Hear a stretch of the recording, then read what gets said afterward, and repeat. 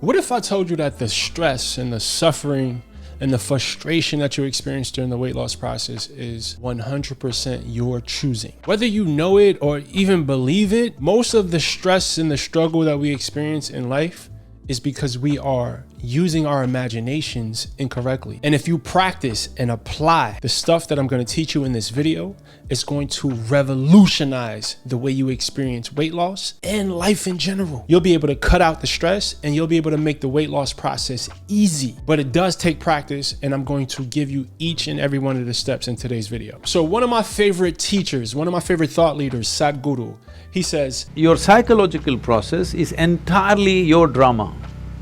It's got nothing to do with reality. How we experience life, and when I'm referring to the experience of life, I'm talking about the emotions we feel when something happens. For example, if you're driving down a highway and someone cuts you off, that event, that moment, you start to feel rage and frustration. You start to freaking lose your mind. You get super tight. But why? Why did someone cutting in front of you really upset you that much? Have you ever asked yourself that question when you experience road rage? It's because your rage wasn't really caused by them cutting in front of you on the highway. The rage was caused by the story, the meaning you gave this situation in your mind. So Epictetus, who is one of my favorite philosophers of all time, he says, it isn't the things themselves that disturb people, but the judgments that they form about them. So this is basically saying that the stress and the suffering comes from what your mind tells you about a situation and not the situation itself. So again, it's the story, it's the meaning that caused the frustration. All right, so let's go back to that moment when someone cut you off. In your mind, this person is selfish, they're impatient, they're inconsiderate, they're an asshole, right? And they just got one up on you, so now you are tight. You are ready to put a lock in a sock and beat the hell out of this person. Let's take a step back. Let's strip away the story. Let's even change the way that we label the event.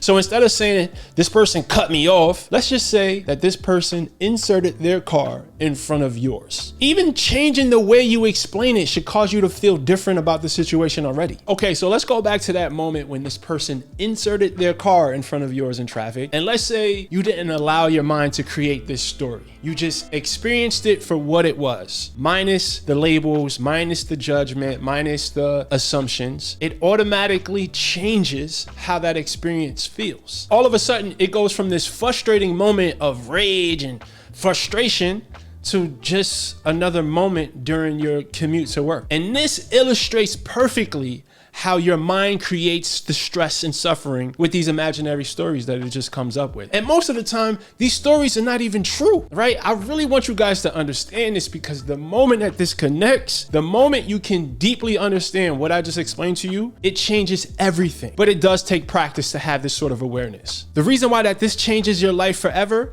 is because now you have the ability to live consciously. And I'm gonna explain what I mean by that. So living consciously pretty much just means that you're aware of how your thoughts and your emotions can impact the way that you perceive life. It's directly connected to the emotions that you assign to these experiences. So here's the thing, once you understand this concept, right, and you start to live consciously, you can begin to free yourself from the psychological drama. You can free yourself from that negative voice in your head. And I promise you, with practice, this ability will change everything for you. And this brings me to the point of this entire video. The way that you make weight loss easy is by practicing conscious awareness. Trust me, I know this personally. Losing weight can feel a lot harder than it really is because of what our minds tell us about the weight loss process. If the story about weight loss that you've been living with in your head, that's been playing on a loop for 20 years, is that weight loss is hard, it sucks, it's restrictive, the food is terrible, right? I suck, I can't do this, I always fail. If that is the story that you've been living with, then of course it's going to affect what you experience during the weight loss process. Just like the traffic analogy earlier in the video, right? The story that you made up about the person who cut in front of you, that is what created the stress. It wasn't the actual event itself. It wasn't because they cut in front of you. It's because of the story. That's what created the frustration. And the same is true for weight loss, bro. Most of what we think makes weight loss hard are the things that our minds tell us about the weight loss process. It's not the actual truth of the process, it's the story that we attach to the process that makes us think that it's so hard. But it's not hard. And look, I'm not denying that there are parts of the weight loss process that's challenging. And when you change your attitude, you change what emotions you connect to the challenge. And this changes everything, right? Try looking at it this way. Weight loss is challenging, but so is being fat. Right? Choose your challenge. One of these challenges is going to eventually make your life easier, while the other is going to progressively make your life harder. Which challenge do you want to take on? Ask yourself that question. Dr. Martin Luther King said, the ultimate measure of a person is not where they stand in the moment of comfort and convenience, but where they stand at times of challenge. So if you choose to look at this challenge of weight loss as an opportunity, it instantly transforms it from this dreadfully hard event that, oh, I can't do this, I hate my life. It transforms it into something that is welcomed and pleasant, because you know ultimately this challenge is going to make your life easier. But I know what you're probably thinking, Brix, that sounds good, but how? How do I train my mind not to be controlled by these bogus ass thoughts? How do I train my mind not to cause these crazy emotions, right? How do I practice conscious awareness, Brix? I get it. I understand. If that's what you're thinking, I understand it. Here's how you do it. You have to train your mind. Just like you train your body with specific exercises, you have to do the same with your mind, bro. And the number one exercise to help you train your mind is mindfulness. And there's several types of mindfulness. The 4 main types of mindfulness that I use is mindfulness meditation, journaling, breathing exercises, and yoga. But for today's video, we're gonna focus on just 2 of those. The 2 main ones, mindfulness meditation and journaling. These 2 practices changed everything for me in my weight loss journey. So practicing 1 or 2 of these daily will help you develop your conscious awareness. So it's definitely something that's worth committing yourself wholeheartedly to. Okay, so let's say that I was personally starting from scratch. Let me tell you exactly how I would approach it. This would be my first step. Every single day, I would commit to doing 5 minutes of mindfulness meditation and 3 minutes of gratitude journaling every single day, with a goal of completing 30 days in a row. That's the first goal. That's the first thing I do. The goal is ultimately to work your way up to doing maybe 15 or 20 minutes a day of meditation, but you want to start slowly. I've been meditating consistently for about 7 years now, and I'm going to make a whole separate video about meditation. But for now, let me give you some quick tips to help you be consistent, because that is the key. You need to be consistent. The first tip, don't try to stop your thoughts or achieve some sort of peaceful mental state. It's not gonna happen. Your goal in meditation is to just be. Focus on your breathing, maybe play a white noise sound, and whenever you notice that your focus drifts away from your breath or the white noise sound, just gently bring your focus back to the breath. That's it. And then you repeat that. And every time you notice that your mind has wandered, you're just going to intentionally bring your focus back to the breath or the white noise track. And you repeat that. Every time you're able to redirect your mind, you are strengthening the mental muscles that helps you build focus, willpower, and discipline. And I'm only suggesting you start with 5 minutes a day so that you can focus on building consistency. The goal is to just get the reps in, right? You want to start slow, and gradually over time, you'll add more times to your sessions as time progresses, but you want to start off simple in the beginning. The entire goal of mindfulness is to train your mind to be in the present moment. That is where the magic is, in the present moment. And I'm going to explain what I mean by that. And I know this term, being present in the moment, is starting to become more popular and thrown around a lot lately. But here's a simple way to understand that. Being in the present moment means that you're giving your full attention to what is happening right now without creating stories about it, without calling it good or bad, without thinking about the past or what's gonna happen in the future. It's like pressing the pause button on your mind right now and focusing on what is right in front of you. That's it. Without all the extra unnecessary facts or emotions, it's simply looking at what is and nothing else. And the magic of being present like this in the moment is that all anxiety and stress comes from either thinking about the past or thinking about something in the future. Becoming present frees you. Training your mind to be present will reduce your stress, will give you more creativity, will give you more focus, will give you more energy. There's tons of benefits, but I'll talk about that more in a later video. Okay, so how does conscious awareness and being present in the moment help you lose weight? The first way it helps is through mindful eating, and this one is huge, right? Being aware in the present moment with your food lets you pay full attention to the eating experience. You ever sat at the movies and you got a big ass tub of popcorn, you're watching the movie and you're just automatically eating the popcorn without focusing, without paying attention. You put your hand in the popcorn bucket and all of a sudden it's gone. And you're like, yo, how did that happen? It's because you weren't paying attention. That is quite literally the opposite of mindful eating, right? So mindless eating leads to overeating. And I'll make a video about mindful eating. It deserves its own video, but this practice changed my life completely. So the second way, emotional awareness. Now listen to me. Being aware of your emotions around food is so important, right? That means you're just recognizing if you're eating because you're sad, if you're anxious, if you're eating because you're stressed, having the awareness of when you're in that moment, and then practicing finding other ways to deal with those feelings other than turning to food. Now, notice I said practicing. It's gonna take time, but what's gonna happen is as you start to meditate regularly,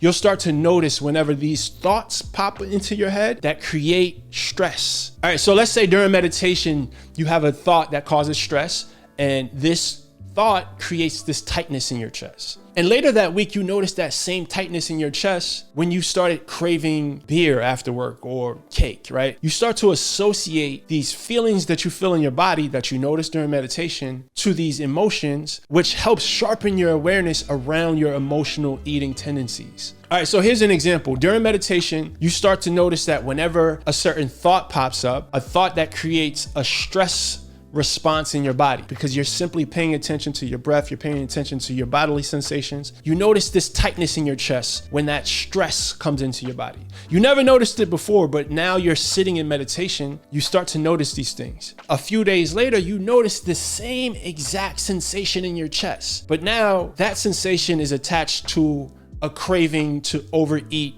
ice cream or to grab a drink after work because you're stressed out. The insight that that meditation session gave you when you notice that, when I feel stress, I feel this tightness in my chest. Now, when you feel that tightness in your chest, and this is just one example, you're able to recognize when you're in a moment where you're craving food because of stress. So now, instead of a reactive indulgence into something that doesn't support your weight loss goals, you can choose your next action. You are aware that you're in the middle of a moment where stress is inspiring you to eat something that takes you off your path. And with practice and the building of this awareness, you start to take control. You start to be able to make better decisions because you understand what is happening. It's not just this subconscious reaction to life. So you choose better.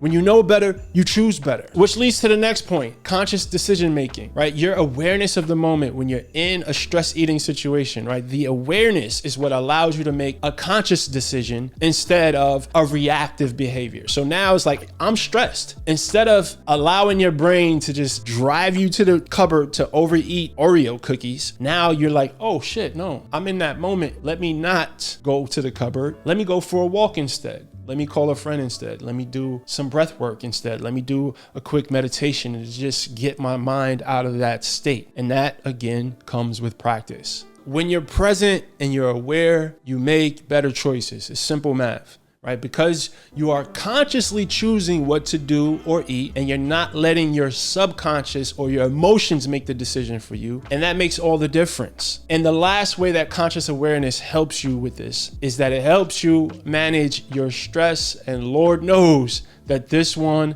is important. Conscious awareness, honestly, if you know how to use it, it can become like a stress garbage disposal. Let me explain what I mean by that. This is how I personally use it. So when you strengthen your awareness, you develop this superpower that I like to call focus redirection. Like if somebody cut me off in traffic. So when I notice anger bubbling up inside of me, especially over some stupid shit like somebody cutting me off in traffic, what I'm able to do is to switch my focus away from the story that my mind is creating over the event, and it switches it from the story to the unemotional facts of the situation. And this stops the stress from ever happening because, again, it's not the event that causes the stress. It's your story that causes the stress. It's your emotional story that you attach to it that drives you crazy. And with practice, you're gonna learn how to do this with every stressful situation in your life. And this is going to decrease your overall levels of stress. And when you're less stressed, you're less likely to turn to food for comfort or to eat a bunch of bullshit. I really hope this shit is connecting for you, because I'm telling you, if you understand this and you practice this every day, it will change every aspect of your life. I'm not just talking about about with weight loss. This will impact your financial situation. This will impact your relationships. It will impact everything. The suffering and stress that we experience during the weight loss process is our choice. We choose it. It's all in your fucking head. And by practicing conscious awareness and applying these steps that I just shared with you in this video, it's possible to eliminate stress and make the weight loss process easier and more enjoyable. But you have to apply this stuff. You do have to practice. Your mind is powerful, bro, and you're using it to create your experiences. It's not the things we experience that stresses us out. It's 100% the meaning and the stories that we attach to them. I keep repeating that because I need you to understand that. And by changing how you perceive and label a situation, you can change the emotional response that fucking happens when life just lifes. Whenever things happen, you need to learn how to control how you allow yourself to respond emotionally. You have to develop the ability to see shit for what it is and not attach our emotional stories to it. That person who cut you off, you have no clue what is going on in that person's head or in their life. They may not even have saw you. That person may have just gotten a call that their parent passed away. They're trying to get home to their mom who just died. You don't know. So stop making stories up that are only driving you crazy. Look at situations for what they are. The same with weight loss, guys. Change the story. Understand that the challenging parts of weight loss are going to make you a better person. They're going to teach you things about yourself. You have to learn to value the challenge, and you have to unlearn the stories that have been in your head. Weight loss is not hard. You got to stop telling yourself that shit. Try telling yourself that weight loss is easy. Let me see how that works out for you. Before we wrap up, I'm currently taking on online coaching clients. Go to brixfitness.com for more information. I would love to work with you if you are ready. And remember, the body that you want is owned by a higher version of yourself. So evolve. Let's go.